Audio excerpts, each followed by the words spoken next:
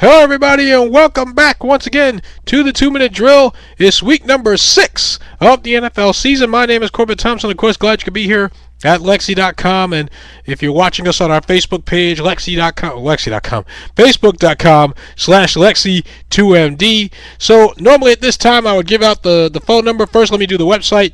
2minutedrill.lexy.com. That's the number 2minutedrill.lexy, Lexy.com. And as I said with the phone number, I've already explained this to the followers of our Facebook page that there will be, as of Monday, there will be no more phone number. We had first the 888 number, 888-831-4635. We did away with that and switched to a new phone number, 415-322-9919. So now we're doing away with the phone application altogether. Of course, if you have a browser on your phone, you can still catch 2MD, through the website on your phone. And but unless you have a microphone hooked up to your phone somewhere, you're not going to be able to leave a voice comment over your phone. So just the powers that be at Lexy, kind of decided that I guess it was worth a little too much trouble with all the changes to the website and everything. They've been having some technical issues, and so they decided to kind of scrap the whole phone thing for right now. And so my apologies for that, for all you guys that leave voice comments over the phone. Personally, I despise leaving voice comments over the phone, but for those of you guys that do like to do that, so I apologize for that. But they just wanted to kind of go in a different direction.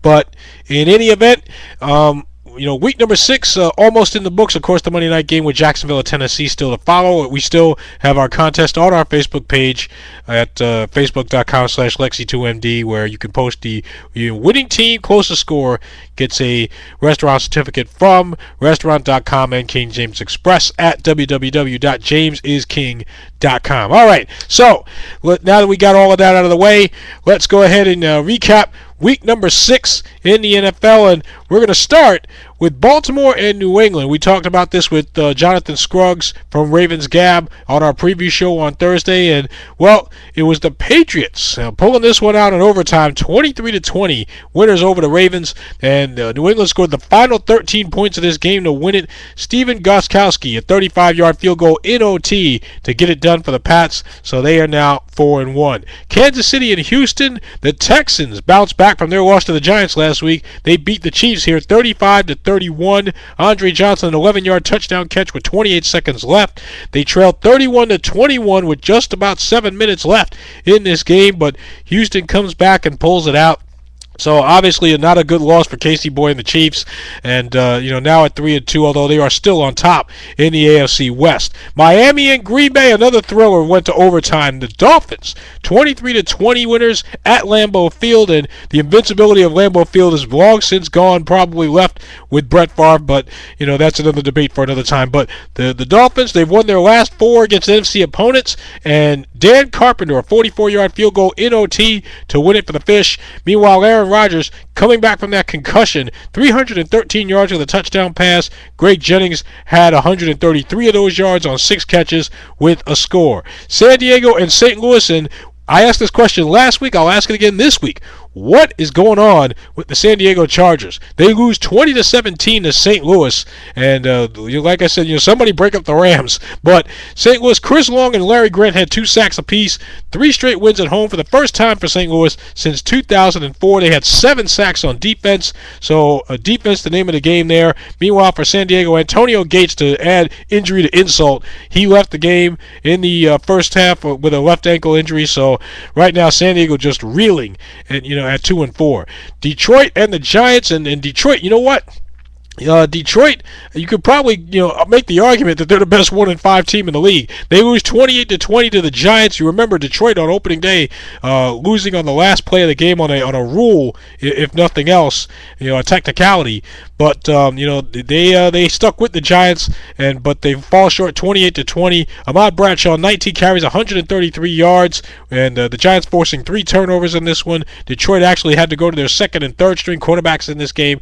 3 straight wins for the Giants. loss now after starting off 1-2. Meanwhile, Detroit 24 straight road losses, which ties an NFL record. Seattle and Chicago, the Seahawks 23-20 winners here.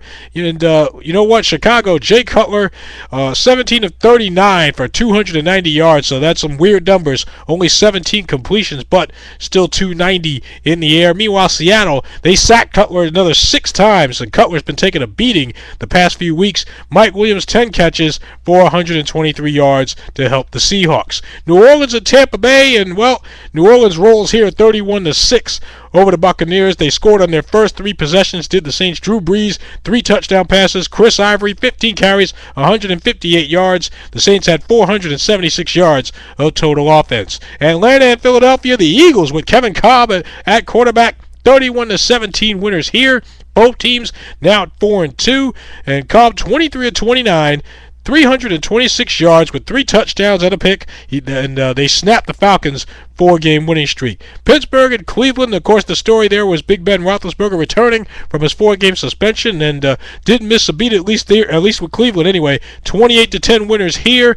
Roethlisberger 16-27 for 257 with 3 touchdowns and 1 interception. San Francisco and Oakland out at the Bay, and the Niners get their first win of the year, 17-9 over Oakland. You figured if the Niners were going to get a win, they would get it here, which they do. Frank Gore, 25 carries, 149 yards. They held Oakland to 3 field goals. So there you have it out west. The Jets in Denver. The Jets hanging on for dear life in this one. 24-20 winners over the Broncos. But who would have thought? Believe it or not, the New York Jets have the best record in the NFL at 5-1. They're the only team in the league at 5-1, and so they've won 5 straight after their opening day loss to the Ravens. But what can you say? LaDainian Tomlinson, 2 touchdowns in this one, and Rex Ryan, who likes to make predictions and likes to run his mouth. So far, so good for the Jets. Dallas and Minnesota. Now, the Vikings 24-21 winners here. Dallas drops to 1-4. Their season will be on the line next Sunday night against the Giants. And Percy Harvin, a 95-yard kick return for a touchdown in the third quarter.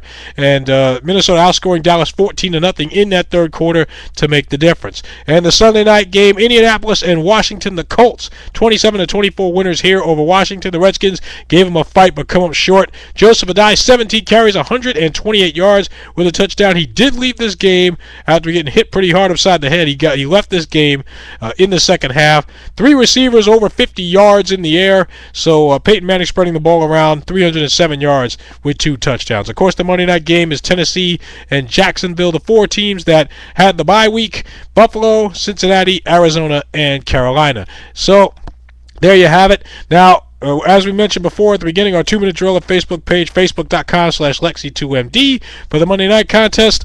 And I was looking at the schedule, and I'll pull it up right here. I was looking at the schedule for Week 7, and there's a handful of interesting games here. And I'll only spend a minute on this, but when you look at just what you see here in Week 7, and you know what? I mean, for the first time this year, I can honestly say that, you're going to have, let's say you got DirecTV and you got the NFL package. You're going to have some games that you want to sit on in front of the TV and watch. When you look at, for example, Philadelphia and Tennessee, Jacksonville, Kansas City, both teams, either at or over 500 in that one. Cincinnati and Atlanta, looks to be, of some interest. Pittsburgh and Miami, that should be an interesting game. Washington and Chicago. As we said, the Redskins gave Indy a tough fight here and it just came up short. Now, Chicago, like I said, Cutler's been getting beat up. So, you want to see what happens in that game. Now, who would have thought at the beginning of the season, St. Louis and Tampa Bay would turn out to be an interesting game next week? But you got 2 teams there that, Tampa Bay at 3-2, St. Louis at 3-3. We're skipping down a little bit. Arizona and Seattle in the NFC West. And then San Diego, like I said, you don't know what's happened to the Chargers. And Minnesota and Green Bay on Sunday night. The Giants and Dallas on Monday night. As we said, the Cowboys are most likely playing for their season, and Wade Phillips most likely playing for his job. Or coaching for his job anyway. So there you have it.